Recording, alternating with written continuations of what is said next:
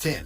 Qualidea Code. You have no idea how unexpectedly one can become the almighty in an anime if you haven't come across this title before. Do try sleeping in the freezer for a couple of days and seeing for yourself whether this is an OP way to become a god in a world of mere mortals, though. Sounds fun. But seriously, don't try it. The unknown and the worlds having a chemistry that brings the best the show has to offer, seeing these kids rename and reshape the meanings of a friend and a foe would have you question the title itself. The anime's got the perfect action sequences to add life to the plot that it tries its hardest to kill over and over again. But as we learn more and more about this world and the lot of characters the show brings to the table, Qualidea Code becomes an experience we want to have more than just once, for the show deserves a lot more praise than what it's gotten over the years.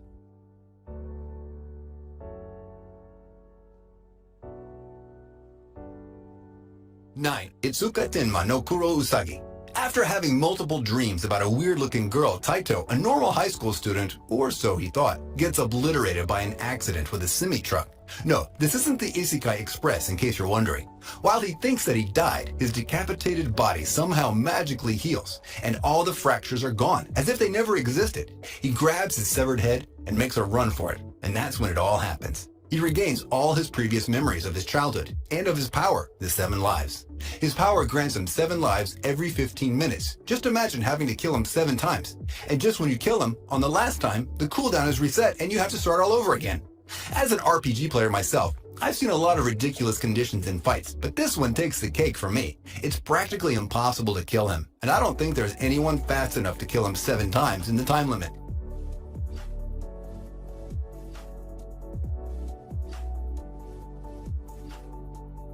8. Kyoko Suiri. Kyoko Suiri's story focuses on Kotoka Iwanaga. Yokai are hidden spirits who inhabit the normal world and lurk on the surface in hiding plain sight. While most of these yokai are harmless, a certain fraction amidst them threatens to destroy the balance between humans and yokai. Kotoko agreed to become the yokai's god of wisdom, and has been serving as the mediator between the two realms of humanity and spirits.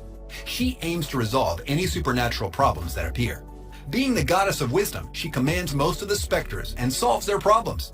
She can send them to run errands for her, spy, or even gather information on certain things for her. She's a super intelligent deduction artist. Her skills of deduction are much like the beloved Sherlock Holmes. Kokoto is somewhat of a Sherlock Holmes in her own universe. She can gather a ton of evidence just by looking at her clients, and can create multiple conclusive theories after investigating for a bit.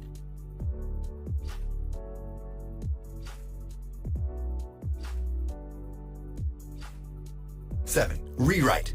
Imagine having the ability to rewrite any part of your body and change it completely. Well, this character can do that. However, the catch to this power of his is 1, it is reversible, and 2nd, it costs him a part of his lifespan, so when using it, it has to be out of complete necessity and need.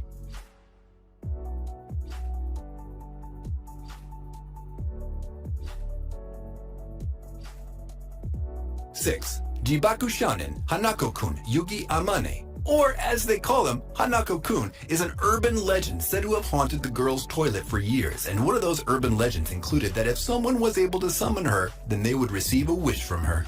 One of those students was foolish and headstrong enough to try and attempt summoning Hanako-san, only to find out that Hanako isn't actually a girl, but a ghost boy said to govern the balance between mortals and apparitions.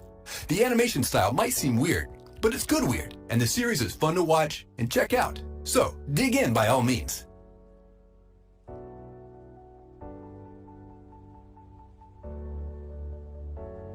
5. Charlotte. I don't really think you can get stronger than Yu Otasaka. A normal student at first discovers he has the skill to steal the abilities of other users and taking them for his own use.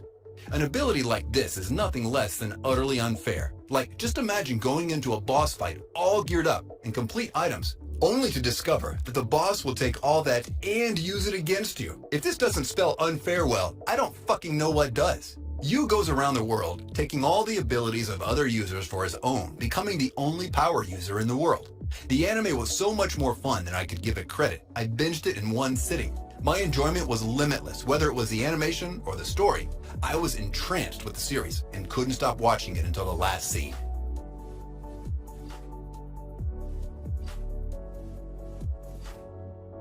4. Darwin's Game. In a game of life and death, where the only thought that ever comes to your mind is survival, finding a love interest can prove quite difficult and perilous as well. since you don't even know who it is that wants to kill you and who doesn't.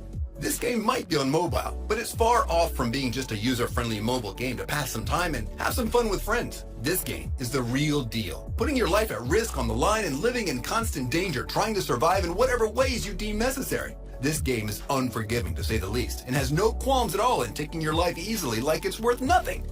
Will the MC survive this brutal game, or will it claim his life like all those before him?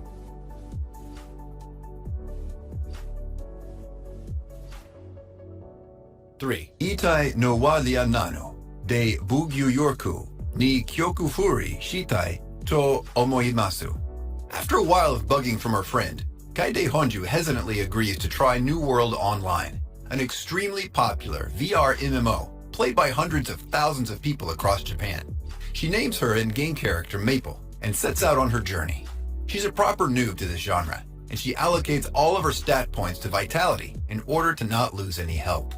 With 0 stat points in any of the other categories, Maple has extremely high defense, but she can't hit hard or move very fast. Lucky for her though, due to her high defense, Maple acquires a bunch of overpowered skills, such as Total Defense, Poison Immunity, and Devour. These skills come hand in hand along with a bunch of the new items she acquires in the game, which allow her to destroy enemies in a single hit. After only a few days worth of playtime, she gains the reputation as a player that is both unkillable and overly powerful.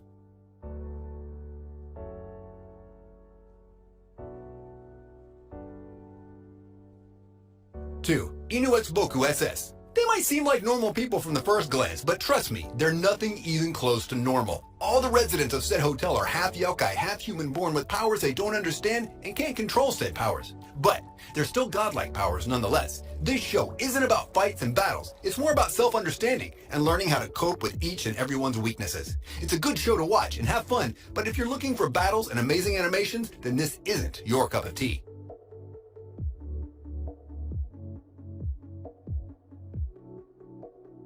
1. Dakara Boku wa Haga Dikane. The title translates to, So I Can't Play H.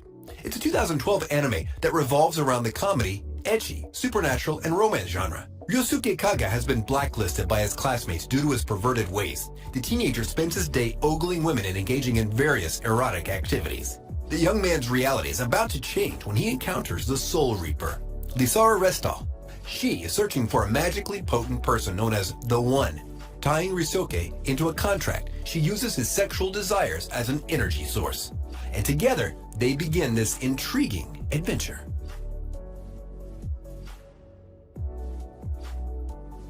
There you go, guys. I hope you enjoyed the video. Be sure to like and leave a comment. And if you're new to the channel, you should consider turning that red subscribe button gray. I post regular content like every 2 days or so. Well then, see you guys in my next video. Until then, stay safe and watch anime.